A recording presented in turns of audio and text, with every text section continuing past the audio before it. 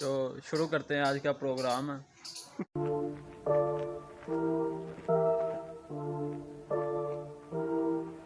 जाना है, थोड़े से चने लाने हैं। घर में बने हुए थे चावल, तो चावल के साथ उन्होंने कुछ नहीं बनाया। आलू मटर वाले चावल थे, वो ड्राई सिस्टम हो जाता है। तो मेरी और इसकी सलाह है, मैंने से कहा कि दही चाहिए या चने हो जाए। उसने कहा कि चने ठीक हैं। अब बाट से चने लाने हैं। उसके अलावा आपको एक सीन चेक कराता हूँ। नहीं और जा या काम कर 2 मिनट सीन चेक करना।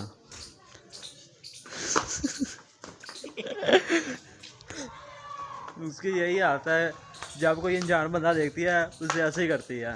चने इधर से लाने थे तो इतना दूर जाना ही था। पहले इरादा था ताला लगाने का, ताला लेकिन नहीं लगाया। खोल दरवाज़ा, ऊपर ऊपर से मार मुका मार।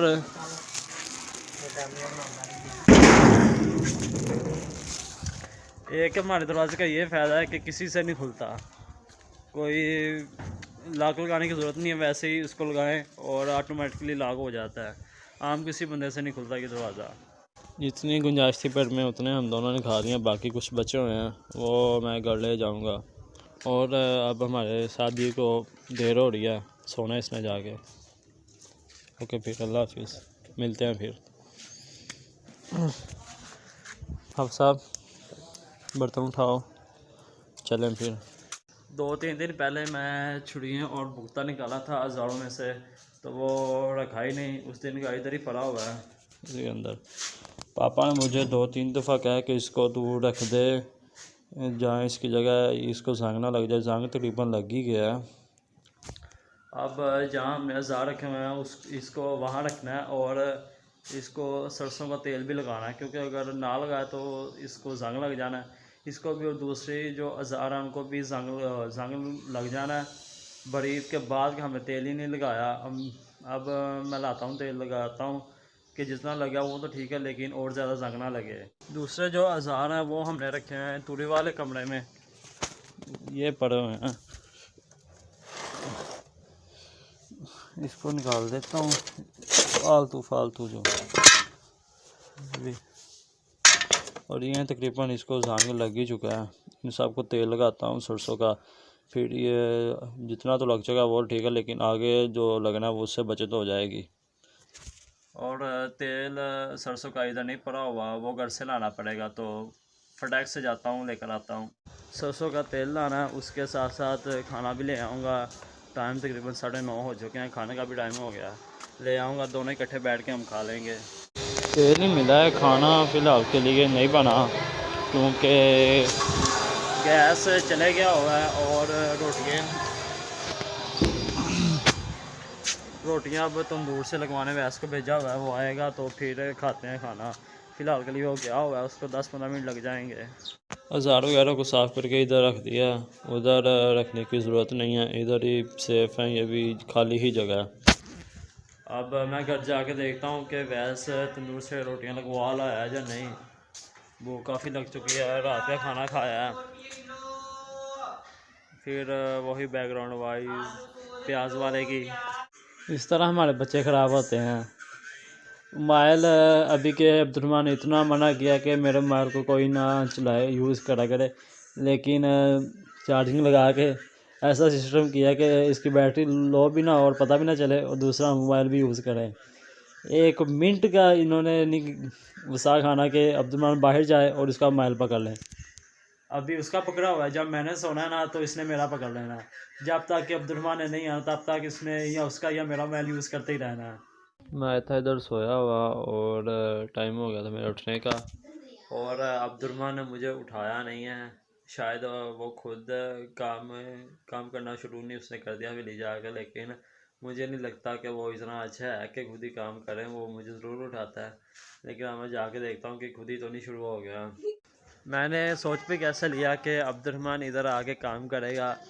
अब्दुलरहमान गली में खेल रहा है और उसने ना ही मुझे उठाया ना ही उसने खुद काम करना शुरू किया। अल्लाह का शुक्र है कि मैं टाइम से उठ के आ गया हूँ, और इनका काम करना, नहीं तो देर हो जानी थी मुझे फैक्ट्री जाने में भी और इनका दूध निकालने में भी। हमारे बॉलर साहब इधर लेटे हुए हैं और अब्दुलरहमान कह रहा बैठ क्रिकेट खेल रहा है। ये कुछ बात मुझे हजम नहीं हो रही। हाफ़िज़ साहब क्या बात है?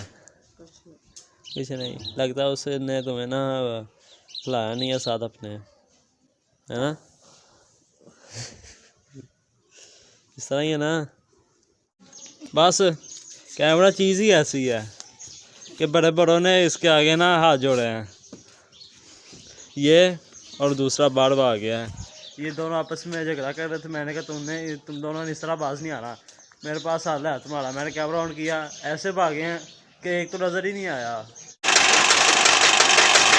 बड़ी मुश्किल से बच्चों की लड़ाई ख़त्म करवाई है और अब भैंस के ऊपर बैठ के झूले लेने शुरू कर दिए हैं।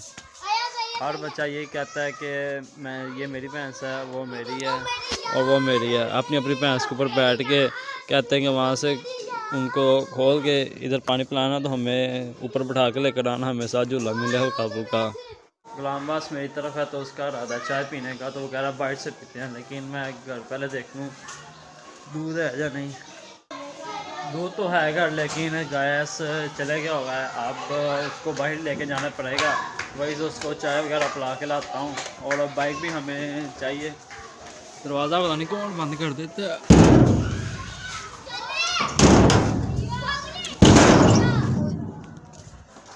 जाना है बाइक पे और अब्दुलरहमान को बाइक भी चाहिए, उसने चढ़ा लेने जाना, तो जल्दी जाते हैं और आ भी जाते हैं।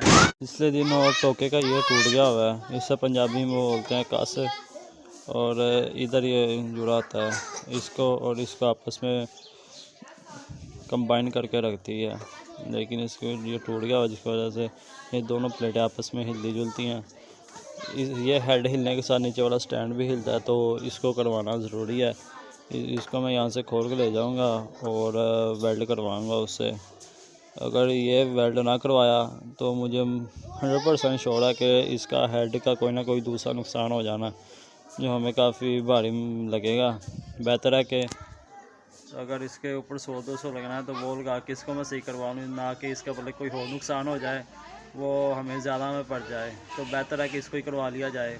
तो आज का व्लॉग मैं यहीं पे ख़त्म करता हूँ। मिलूँगा आपको नेक्स्ट वीडियो में, तब तक के लिए अल्लाह हाफिज़। जितनी मर्ज़ी कोशिश कर लें, जितना मर्ज़ी बच्चों को कहना, लेकिन बच्चों ने बाहर नहीं निकलना। अभी भी इतना इनको डांटा है, लेकिन मजाल है कि ये अब खुद ब खुद बाहर चले जाएँ। और देखें कब के ऊपर बैठे हुए हैं, नहीं उतरना नीचे, जितना मर्ज़ी कह लें इनको।